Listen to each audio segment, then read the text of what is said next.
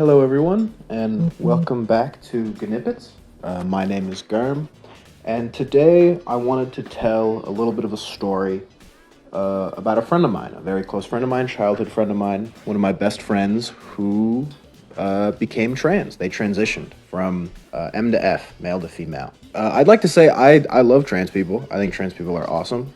They make sweet ass games and music and stuff. And I've met lots of trans people and have had no issues. And I would consider myself a pretty progressive guy, but weirdly, I found that it was actually more difficult. I don't want to say really difficult, but it was harder for me than I thought it would be not to accept my friend, but to accommodate them, if that makes sense.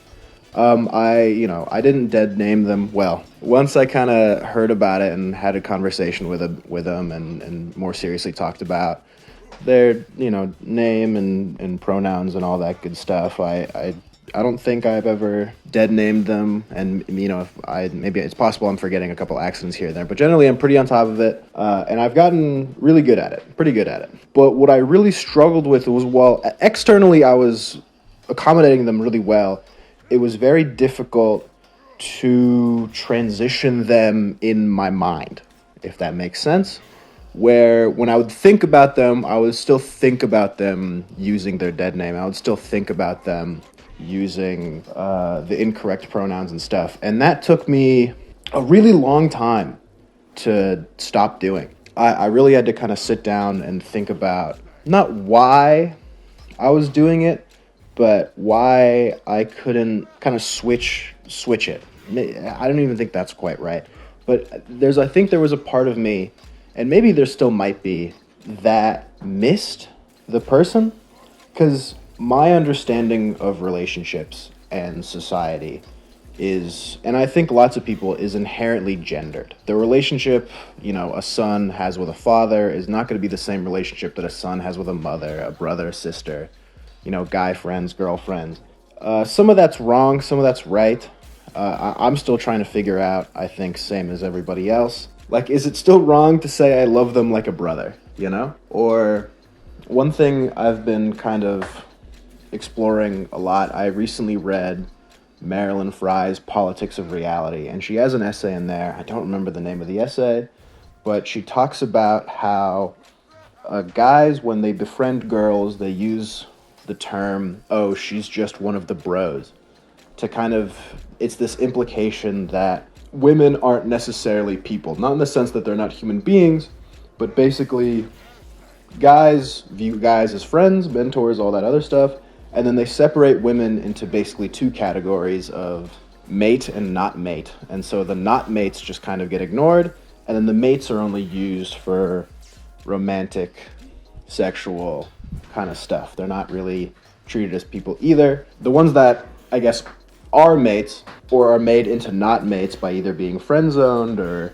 by being gay or something, they're turned into one of the bros. So instead of just being a not mate, and even that kind of wording is kind of brutal, they're basically like, oh, you can't be like, oh, this woman is a friend, they're one of the bros kind of thing. And so, that was very illuminating in how I view women and stuff like that, and how this pertains to my childhood friend is basically, I think part of this was what was really struggling for me. I think I would literally think to myself, all right, well, they're M to F, they're a woman now, but they're still one of the boys, still one of the bros. And so I don't I don't think like that. Well, at least not as explicitly. It's not a rift in my mind anymore. I would think about it and I'd look back at it, and it would bother me. It would bother me that it was bothering me, right? It would bother me that I couldn't kind of iron out or flesh out this incongruency. And I think another factor for me was that my friend had changed in a way that it's a very peculiar change, because at this point I've known them close to 20 years now. I've spent all this time with them, and they have basically said, to a certain degree, that I am not that person anymore. They still are, but they're also not, right? And it was a very difficult thing for me to basically, because you're not killing that old version of them. They're still them, right? They still have the same interests generally. They're still the life experiences still shaped them. The experiences you shared together are still your experiences, but they're not the same person that they were. But they're also not different. It's it's almost like you're. I frankly, I don't really know how I got around or over it, to be quite honest with you. It used to be something I thought about quite often, but I think kind of as time's gone by and I've just been interacting with them more and more and more in this transition state, you just kind of get used to it, I think. I think in my mind, I've interacted with them so much and in reality, they've actually changed so little. I've realized that it's just a label. And the label is really important to people, to them, to me, to whoever. But I guess it doesn't it's the packaging on the product, right? And fundamentally speaking, the product is still intact. From what I can tell, it's a rudimentary kind of analogy, but I think it works well enough.